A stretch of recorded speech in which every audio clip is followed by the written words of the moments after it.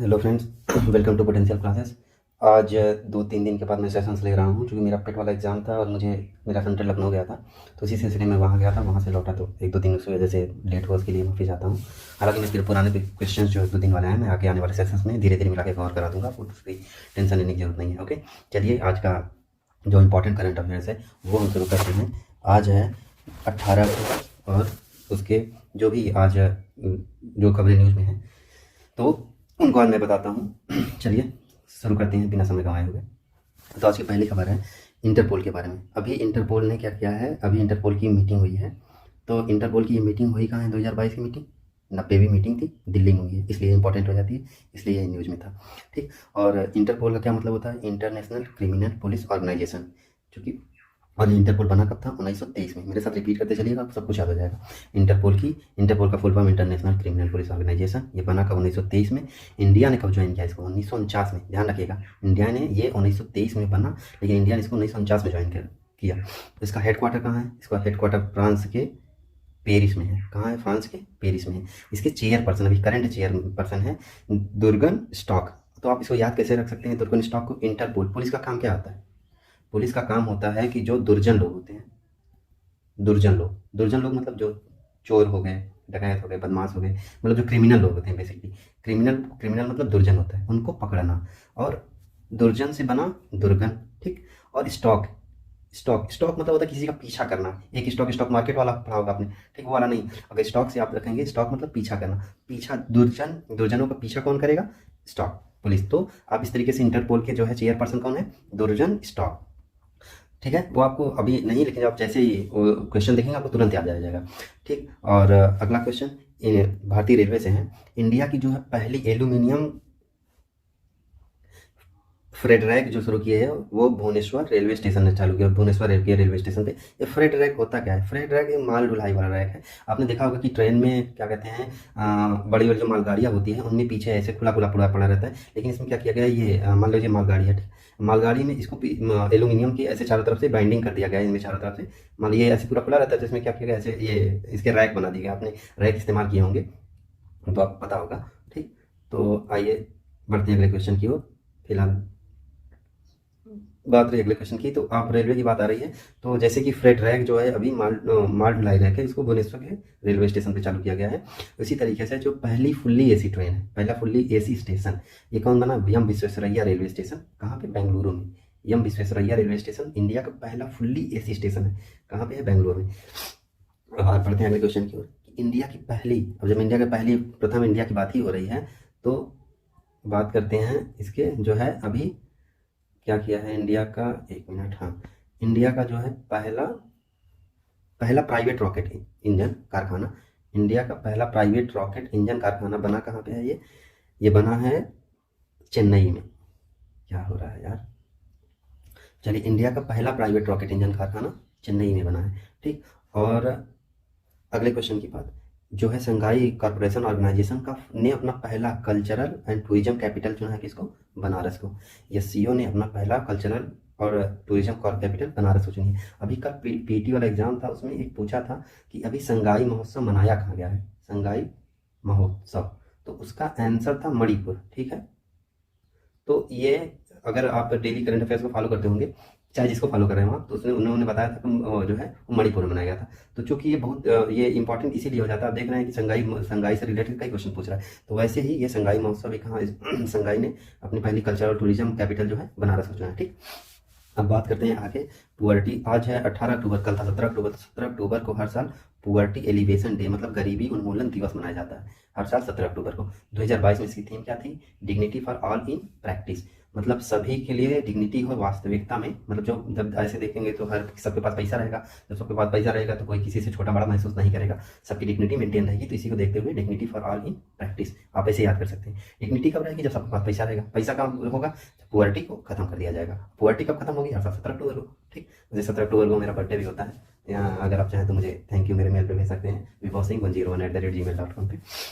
चलिए बात करते हैं अगले करंट अफेयर्स की। हाँ, पब्लिक अफेयर्स इंडेक्स अभी रिलीज हुआ है, इसमें जो है हरियाणा ने फर्स्ट जो है प्लेस हासिल किया है। और ये जो है लागू, अब इसकी जो बैकग्राउंड इन्फॉर्मेशन है, बैकग्राउंड इन्फॉर्मेशन मैं आपको कल इसके बारे में एक सोच रहा हूँ बढ़िया सा वीडियो बना के पूरी तरीके से समझा दूंगा। तो इसमें आप केवल इतना याद रखिए, तो हरियाणा ने भी पहला स्थान हासिल किया है। ठीक, तीनों टाइप के जस्टिस हैं बेसिकली। चलिए बता ही देता हूँ, ये सोशल जस्टिस, 3 टाइप के जस्टिस होते हैं, सोशल जस्टिस और इकोनॉमिक जस्टिस और पॉलिटिकल जस्टिस। ठीक, तो इसमें तीनों में इन्होंने हरियाणा ने सबसे अच्छा परफॉर्मेंस दिया, इसलिए इसको इसका विनर चुना गया है। ठीक, अब अगले बात क्वेश्चन की बात करते हैं कि वर्ल्ड ग्रीन सिटी अवार्ड, अभी वर्ल्ड ग्रीन सिटी अवार्ड 2022 का वितरण हुआ है। इसमें भारत की ओर से केवल एक ही सिटी का नाम आया है, कौन सी? हैदराबाद। अब इसको दिया किस लिए गया था? हैदराबाद ने क्या किया था? तेलंगाना क्रू हरिथा हरियम, तेलंगाना क्रू हरिथा हरम नाम के लिए एक डिफॉरेस्टेशन प्रोग्राम लग गया था। डिफॉरेस्टेशन प्रोग्राम मतलब वनों की कटाई को रोकने के लिए तेलंगाना क्रू हरिथा हरम नामक एक स्कीम लॉन्च की गई थी। इसी स्कीम के लिए उसको वर्ल्ड ग्रीन सिटी अवार्ड दिया गया। अब ये दिया क्यों जाता है? इसके द्वारा दिया जाता है, ये इसके द्वारा दिया जाता है international association of horticulture producers 2000, मतलब इंटरनेशनल हॉर्टिकल्चर प्रोड्यूसर्स के द्वारा दिया गया है। ठीक, 2022 में इसके द्वारा दिया गया, international association of horticulture producer. तो ये ग्रीन है, ग्रीन हॉर्टिकल्चर मतलब होता है बागवानी, और ग्रीन सिटी जो है तो अब इससे याद कर सकते हैं, तो ग्रीन सिटी अवार्ड तो ये कौन देगा? कोई बागवानी से रिलेटेड देंगे, तो हॉर्टिकल्चर प्रोड्यूसर है, international association of horticulture producer. ठीक, अब बात करते हैं अगले क्वेश्चन की। ये काफी इंपॉर्टेंट क्वेश्चन, आप ये याद रख दीजिएगा। इसमें क्वेश्चन पूछेगा कि तेलंगाना के किस स्कीम की वजह से दिया गया था? तो तेलंगाना क्रू हरिथा हरम, किसके लिए? तेलंगाना क्रू हरिथा हरम के लिए इसको दिया गया था। अब बात करते हैं अगले क्वेश्चन की कि अभी नरेंद्र मोदी ने, प्राइम मिनिस्टर जो है हमारे, कि पीएम किसान सम्मान सम्मेलन, कौन सा सम्मेलन? पीएम किसान सम्मान सम्मेलन कहाँ हुआ? अभी नई दिल्ली में हुआ। और जाहिर सी बात है, पीएम किसान सम्मान सम्मेलन तो मोदी जी रखे होंगे, तो मोदी जी ने इसका उद्घाटन किया है। और इसी के तहत लगभग 600, ये नंबर याद रखिएगा, ध्यान रखिएगा, क्वेश्चन पूछ सकता है कि कितने पीएम किसान सम्मान सम्मेलन के तहत कितने पीएम किसान जो है समृद्धि केंद्र खोले गए? तो 600 समृद्धि केंद्र खोले गए। इसका उद्घाटन किसने किया? पीएम नरेंद्र मोदी के द्वारा किया गया। और इसमें क्या है? पीएम किसान समृद्धि सेंटर्स में, अब पहले तो जैसे आपके यहाँ आप जाएंगे, सोसाइटी होती है, सोसाइटी हमारे यहाँ बोलते हैं, उसमें केवल आपको खाद मिलती थी, लेकिन इन सेंटरों में क्या है? आपको खाद भी मिलेगी, बीज भी मिलेगा, और अपने जो है मिट्टी का, सॉइल का टेस्ट भी करवा सकते हैं। ठीक, पहले यहाँ जो सोसाइटीज होती थी जहाँ खाद बिक्री होता था, खाद बिक्री, वहाँ पे आप इसका टेस्ट नहीं करवा सकते थे, लेकिन अब क्या है? यहाँ पे पीएम किसान समृद्धि सेंटर्स में आप सॉइल का टेस्ट भी करवा सकते हैं, तो इसलिए थोड़ा सा महत्वपूर्ण हो जाता है। तो अगला क्वेश्चन है, अभी stead fast non annual nuclear exercise, ये किसके द्वारा की गई? नाटो के द्वारा। अभी नाटो ने stead fast non annual nuclear exercise NATO के द्वारा की गई। ये क्यों की जा रही है? चूंकि अभी आपने देखा होगा कि रसिया एंड यूक्रेन के बीच में वार चल रहा था। यूक्रेन जो है नाटो को ज्वाइन करना चाहता है, ठीक, और रसिया ऐसा नहीं होने देना चाहता। तो और ये नाटो के सदस्य को भी डर लग रहा है कि कल हो सकता है कि रसिया पे आक्रमण कर दे, ठीक। तो इसके मद्देनजर रखते हुए अभी जो है नाटो ने ये stead fast non annual nuclear exercise का जो है अभी अभ्यास किया है, और ये एक मिलिट्री एक्सरसाइज है, ठीक है। मतलब इसमें सारी तरीके के ट्राइलेटरल एक्सरसाइज होती है। तो अब आइए देखते हैं कि नाटो है क्या। नाटो एक मिलिट्री ऑर्गेनाइजेशन है जिसका फुल फॉर्म है नॉर्थ अटलांटिक ट्रीटी ऑर्गेनाइजेशन। ये बना कर 1949 में, ठीक। इसका हेडक्वार्टर कहाँ है? बेल्जियम, ब्रुसेल्स के बेल्जियम है। इसमें टोटल कितने मेंबर हैं? अक्सर तरह क्वेश्चन पूछता है नाटो में कितने मेंबर है, तो 30 मेंबर टोटल है। इसका जो आखिरी मेंबर जो शामिल हो वो नॉर्थ मैसेडोनिया। अभी 3-4 बार से ये क्वेश्चन पूछ रहा है कि उसका आखिरी नाटो का सबसे आखिरी ज्वाइन करने वाला सदस्य कौन है, तो नॉर्थ मैसेडोनिया, ठीक। और बढ़ते हैं अगले क्वेश्चन की ओर।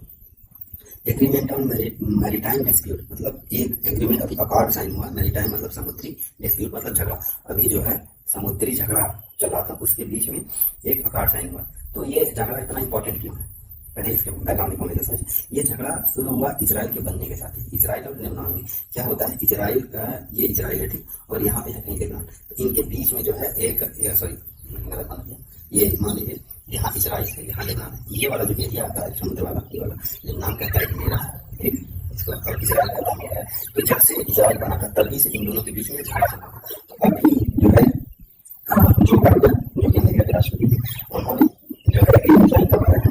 इसमें किसके बीच में? लेबनान के बीच में। और इजराइल आप अक्सर तो जानते हैं कि हमें स्वतंत्र मिला है, ये न्यूज़ थोड़ी इंपॉर्टेंट है। इजराइल ये कहते हैं इजराइल बना, इजराइल का 1949, इसकी भाषा भाषा इसको हेब्रो, और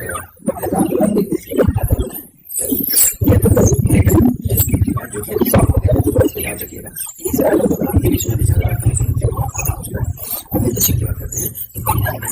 नहीं काम इसको बनाया शुरू काम नहीं काम कोऑर्डिनेट करके फिर बंधन में काम करता रहता है।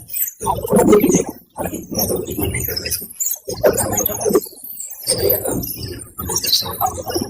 और अभी पुराना क्वेश्चन है जैसे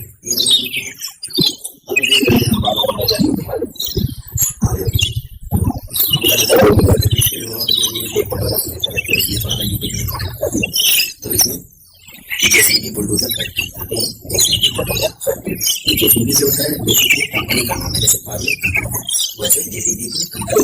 और इसमें जो बुलडोजर क्या है, जैसे बिस्किट पार्ले और बिस्किट स्पेलिंग देखिएगा। पार्ले जो है ये क्या है, ब्रांड है। बिस्किट जो है ये लिख सकते हैं। तो इसी तरीके से जेसीबी जो है एक ब्रांड है और बुलडोजर क्या है, ये पर्टिकुलर